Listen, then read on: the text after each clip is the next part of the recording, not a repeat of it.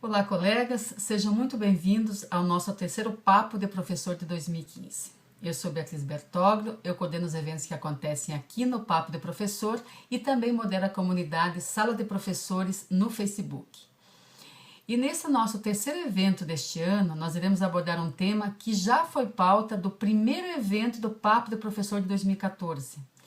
E ele volta à pauta, pois é uma das principais estratégias de aprendizagem utilizada na aplicação dos módulos da disciplina de empreendedorismo do Pronatec Empreendedor. E para falar e demonstrar sobre esse tema, nós convidamos Maria Ângela Soares, que é mestre em educação, pós-graduada em metodologia do ensino superior e graduada em pedagogia. Maria Ângela também é professora, é facilitadora, é consultora nas áreas gerencial e educacional, com atuação em diversas instituições, tendo inclusive artigos publicados e trabalhos apresentados em congressos nacionais e internacionais. Atualmente, Maria Ângela divide a sua residência entre os Estados Unidos e o Brasil e atua como consultora em educação do Sebrae Nacional, integrando inclusive o quadro dos tutores da disciplina de empreendedorismo do Pronatec Empreendedor, e que com certeza muitos de vocês tiveram o privilégio de ser acompanhados por ela durante a capacitação. Maria Ângela, seja muito bem-vinda ao nosso evento Papo de Professor e fala para os nossos colegas professores e professoras sobre o que iremos tratar aqui. Olá, Beatriz! Olá, professoras e professores do Pronatec Empreendedor. É uma alegria estar aqui no Papo de Professor. Obrigada, Sebrae, pelo convite e pela oportunidade. Eu tenho acompanhado as edições anteriores de Papo de Professor e visto como é importante, como são importantes os temas que foram tratados e a qualidade das perguntas feitas. Com certeza, participar de Papo de Professor ajuda muito as professoras e professores a terem mais segurança, mais autoconfiança para aplicar a disciplina empreendedorismo no Pronatec Empreendedor. Quando eu recebi esse convite do Sebrae através da Beatriz, nós ficamos pensando, o que a gente poderia fazer diferente para dar uma pitadinha de algo que tivesse a ver com o tema que nós trataremos nesse Papo de Professor. E nós chegamos à conclusão que o tema tem a ver com montar cenários diferentes. Por que não fazer esse vídeo de abertura em cenários diferentes? Daí, eu peguei meu tapete mágico e voei até Chichén Itzá, somente para dizer para vocês o tema que nós trataremos nesse encontro. Vamos lá dar uma olhadinha? Professoras e professores, estamos aqui em Chichén Itzá, no México, uma cidade maia. Imagina a grandeza e a beleza de ter uma vivência neste lugar. É realmente um lugar que traz experiências incríveis. E sobre vivências, nós vamos falar nessa série do programa Papo de Professor. Maria Ângela nos trouxe o tema desse evento, que é sobre vivências, e que nós iremos chamá-lo de atividades vivenciais e a importância de saber aplicá-las. Mas vamos entender um pouco mais sobre o que é esse tema. Maria Ângela, no ambiente de aprendizagem, quando a gente fala em vivência, geralmente se associa a palavra atividades. As palavras atividade e vivência podem ser consideradas sinônimos? É isso mesmo, Beatriz. As palavras atividade e vivência podem ser confundidas como sinônimos, você tem razão. Mas do ponto de vista pedagógico ou educacional, como queiram chamar, essas atividades podem ter significados diferentes. Então, vamos falar um pouquinho do que é atividade, do conceito que nós adotamos como atividade e vivencial ou vivência, para que quando a gente for falar sobre atividades vivenciais e a importância de saber aplicá-las, a gente coloca isso no contexto. Atividade é tudo que a gente faz no ambiente pedagógico, no ambiente educacional, para que o aluno aprenda, para que o nosso aluno aprenda. Então, todas as atividades realizadas, independentes se elas forem de cunho motivacional, de conteúdo propriamente dito, ou atividades genéricas, elas são atitudes, são ações que o docente toma para que o aluno aprenda. Já a palavra vivência, aparentemente tem o mesmo significado. Vivência é tudo que eu vivo, não. Do ponto de vista pedagógico ou educacional, novamente como queira, vivência é tudo que a gente simula a representação da realidade. Ou seja, é aquilo que a gente vai viver no ambiente educacional, você pode chamar em sala de aula, que não é exatamente a realidade nossa cotidiana, mas que a gente faz a representação para que o aluno, por analogia, possa aprender. Lembra que aquele trechinho pequenininho do filme que a gente fez intitulizar, que eu terminei dizendo que, falando sobre a vivência, sobre vivência que a gente vai falar nessa semana de encontro? Então é justamente isso. Como é que a gente coloca atividades que não fazem parte do cotidiano de sala de aula, serem vivas no cotidiano de sala de aula, e assim a gente, através dessas simulações, por analogia, poder aprender alguns conteúdos. Durante a semana a gente vai falar sobre isso.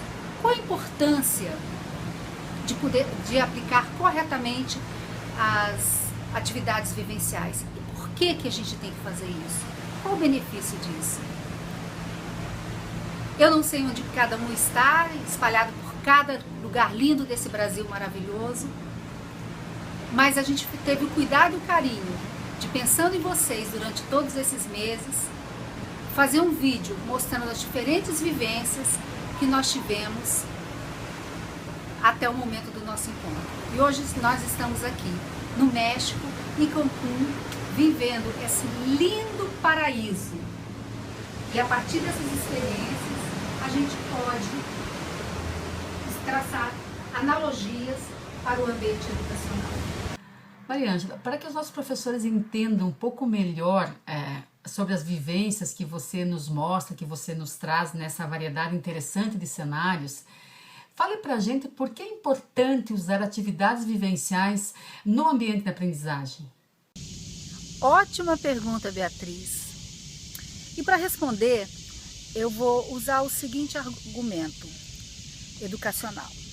Pessoas diferentes podem aprender de maneira diferente. E por que aprendemos de maneira diferente? Um dos argumentos que vamos utilizar é que a nossa estrutura mental é diferente. E se nossa estrutura mental é diferente, aprendemos de maneiras diferentes. Vamos simplificar, categorizando os tipos de aprendizados em 3. Então, nós podemos dizer que nós temos 3 grupos de pessoas. Nós temos um determinado grupo de pessoas que aprendem facilmente através das explicações verbais, das aulas teóricas, da leitura de um texto, de um livro, de uma apostila, e se sentem muito confortáveis com isso. Nós temos outro grupo de pessoas que elas se sentem mais confortáveis aprendendo num ambiente lúdico, descontraído, através de brincadeiras, de dinâmicas, de músicas, de poemas, de algo que tem a ver com o sensível. E ainda existe um outro grupo de pessoas que elas gostam de atividades práticas, elas gostam de fazer as coisas. Lembra aquele tipo de aluno que muitas vezes a gente começa uma atividade e pergunta: professor, e para que serve? Bom, então nós basicamente temos 3 tipos de pessoas que aprendem de maneira diferente. Esses 3 tipos de pessoas, a gente diz que elas têm o canal de aprendizagem, o canal encantado de aprendizagem diferente. Por exemplo, as pessoas que gostam de aprender através de leitura e de explicação verbal, a gente diz que o canal encantado de aprendizagem delas é o intelectual. Isso é só um nome didático, não se prenda muito ao nome. As pessoas que gostam de aprender mais pelo lúdico, a gente diz que o canal encantado de aprendizado delas é o canal lúdico, ou sensitivo, ou sensível. Qualquer nome a gente vai encontrar na literatura diferentes nomes. E as pessoas que aprendem mais pela prática, a gente diz que o canal encantado de aprendizagem delas é o operacional.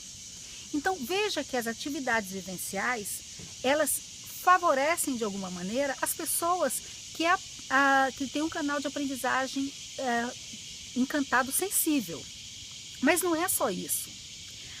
E mais para aquela pessoa que não se sente muito confortável com a atividade vivencial. Aí é mais importante ainda para ela. Porque hoje, para a gente garantir a nossa trabalhabilidade, ou seja, para a gente estar inserido em postos de trabalho, seja como empresário, seja como empregado, não importa, mas para a gente estar no mundo do trabalho, gerando trabalho e renda, nós temos que desenvolver habilidades de diferentes áreas, tanto intelectuais, que seja o conteúdo, o conhecimento daquilo que se vai fazer, as habilidades sensíveis, que tem a ver com criatividade, com relacionamento interpessoal, com sensibilidade, capacidade de se colocar no lugar do outro, a comunicabilidade não só verbal, mas outras formas de comunicação, e também as habilidades operacionais, o saber fazer. E as atividades vivenciais, então, elas ajudam a desenvolver também essas atividades sensíveis, do ponto de vista sensível. Bom, existem outros argumentos que nós podemos usar, mas para isso você precisa participar do programa. Maria Ângela, para aguçarmos um pouquinho mais a vontade dos nossos colegas professores participarem do nosso evento, fale um pouquinho mais para que servem as atividades vivenciais. Por que usamos atividades vivenciais em sala de aula e especialmente nos módulos da disciplina empreendedorismo no Pronatec Empreendedor? Estamos aqui em Traverse City, Michigan, Estados Unidos, para mais uma experiência de vida, para mais uma vivência. Nesse circuito de viagens que nós fizemos com um propósito. Nós tivemos o propósito de aprender algo com essas experiências. Para isso servem as atividades vivenciais. No ambiente de sala de aula, no ambiente de aprendizagem, nem sempre a gente tem a oportunidade de tirar o aluno de lá e levá-lo para uma outra experiência que não seja o seu ambiente comum. E como é que a gente faz então para ele viver uma experiência incomum para ele, já que a gente não pode deslocá-los? A gente traz para dentro da sala de aula uma atividade vivencial, uma atividade que simula um outro tipo de realidade para, a partir dela, ele aprender. Essa é a chave das atividades vivenciais. Quando fazemos atividades vivenciais com nossos alunos, nós temos o propósito que algo seja aprendido. A atividade vivencial pela atividade vivencial, ela pode apenas terminar numa brincadeira, em algo divertido, engraçado e às vezes até incômodo para algumas pessoas. É sobre isso que nós vamos falar durante a semana. Qual a importância das atividades vivenciais? Será que todo mundo gosta de fazer atividades vivenciais? Qual é o mistério, o maior desafio de aplicar uma atividade vivencial? Será que é fácil para o professor? Será que é fácil para o aluno? Nós temos todas essas questões para discutir durante a semana. Mas para isso, nós precisamos da sua participação. Assista os vídeos, poste as suas perguntas no site e durante a semana estaremos juntos para responder as suas dúvidas. Beatriz, muito obrigada pela oportunidade. Sebrae, estou muito feliz de mais uma vez participar de um programa com vocês. Aguardamos vocês semana que vem. Obrigada. Obrigada a você, Maria Ângela, por ter aceito o nosso convite. Professor, professora, você quer saber mais sobre atividades vivenciais e a importância de saber aplicá-las? Então, faça como a Maria Ângela sugeriu, entre no nosso site, envie a sua pergunta, ou então vote em perguntas de colegas que você gostaria que fossem respondidas, que Maria Ângela, ao longo da semana, vai responder as perguntas mais votadas do dia por meio de vídeos. Bom, nós estamos aguardando você. Eu aqui em Cascavel, no interior do Paraná, e Maria Ângela em Maryland, nos Estados Unidos, estamos aguardando a sua pergunta, estamos aguardando a sua participação. Não perca essa oportunidade.